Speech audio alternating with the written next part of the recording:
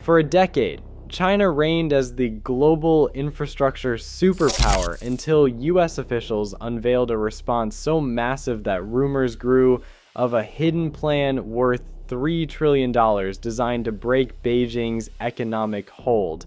The official story claims it is just development aid, but under the surface, new alliances, shattered trade maps, and unprecedented financial mobilization suggest something far more ambitious and far more dangerous. So how much of the world-changing threat in the headline is real, and where does the myth end? By 2013, China was reshaping the global economy on a scale not seen since the post-war reconstruction of Europe.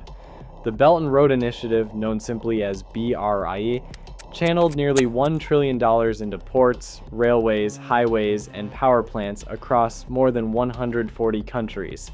From Kenya's Mombasa port to high-speed rail in Indonesia, Chinese-backed projects became the backbone of trade in Africa, Southeast Asia, the Middle East, and beyond. BRI.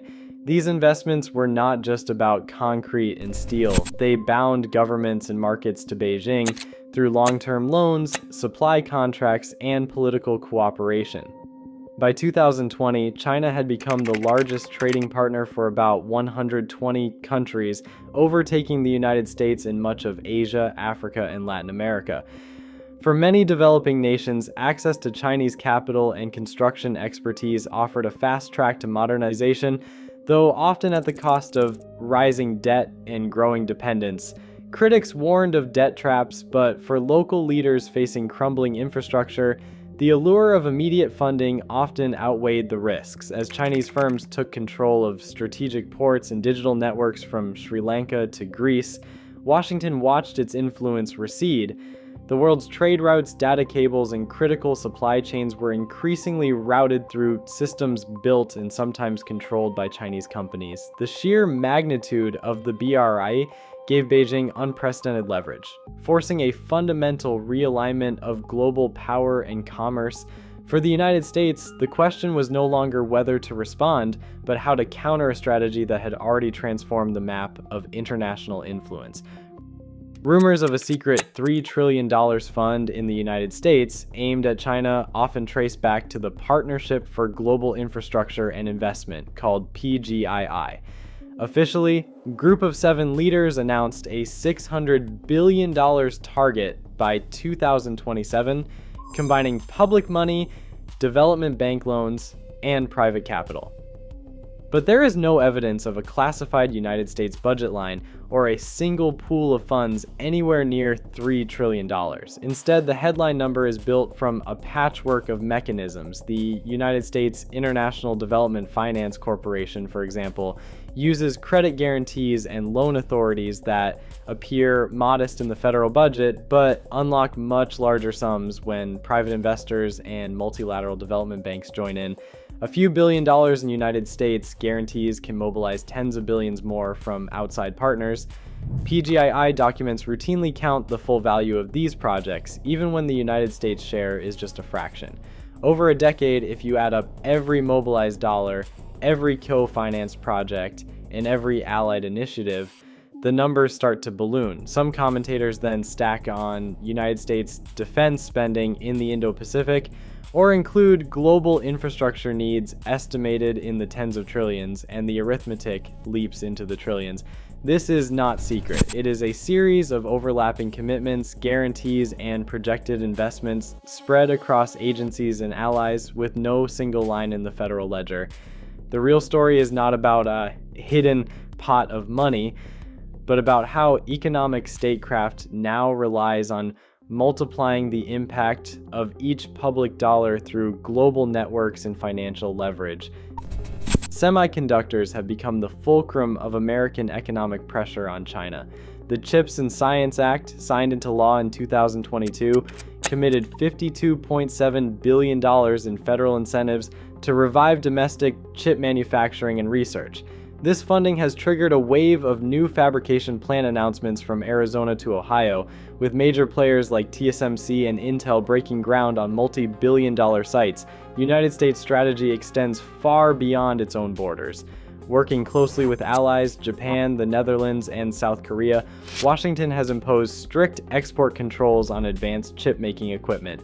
Dutch company ASML, the only firm capable of producing extreme ultraviolet lithography machines, now blocks sales of its most advanced tools to Chinese buyers. Japanese and American suppliers have followed suit, cutting off China's access to critical chemicals and components needed for state-of-the-art chips. The results are already visible. China's leading chipmaker SMIC reported a 23% drop in revenue from its international business after the new restrictions took hold. The technology gap is widening. While United States-backed fabs race toward 2-nanometer processes, Chinese foundries remain stuck at older nodes. United States policymakers describe this as a deliberate effort to create bottlenecks, technical choke points that limit Beijing's ability to catch up in artificial intelligence, quantum computing, and advanced defense systems. The CHIPS Act's incentives, paired with the Export Control Coalition, have transformed the semiconductor supply chain into a powerful tool of strategic leverage. Every new plant, every embargoed shipment, reinforces a web of dependencies that leaves China increasingly isolated from the cutting edge of global technology. Rare earth minerals have quietly become the backbone of modern technology, from smartphones and electric vehicles to advanced missile guidance systems. For years, China controlled more than 90% of global rare earth processing, turning these metals into a powerful bargaining chip. That grip is starting to loosen. In 2024, a $7.4 billion facility broke ground in Tennessee, backed by Korea Zinc and supported by the U.S. Department of Defense. Once operational, the plant will process over 5,000 tons of rare earth elements annually, enough to supply a significant share of American and allied manufacturing needs. This is not an isolated move. The United States has signed a wave of mineral supply agreements with partners across Australia, Canada, and several Southeast Asian nations. Each memorandum of understanding secures access to lithium, cobalt, and nickel, reducing reliance on Chinese refineries. Japan and South Korea, both major electronics exporters, have also joined the effort, investing in joint processing ventures and stockpiling reserves. These deals are not just about securing raw materials, they're about building a resilient supply chain that can withstand economic pressure, export bans, or political tensions. By the end of the decade, analysts project that China's share of global rare earth processing could drop below 60%, reversing decades of dominance. Resource-level tactics like these now complement the high-profile technology embargoes, forming a multi-layered strategy to undercut China's influence from the ground up. Fiber optic cables now trace new paths across the Pacific, bypassing Chinese territory and reshaping the digital backbone of global trade. The Bifrost cable system stretches more than 16,500 kilometers from Singapore to the United States, weaving through Indonesian waters and landing at key points in the Philippines and Oregon. This route avoids the South China Sea and Chinese-controlled choke points, providing an alternative for data traffic that once relied on networks built or maintained by Chinese firms. Delays in cable landing stations, especially in Jakarta, have not stopped the project's momentum.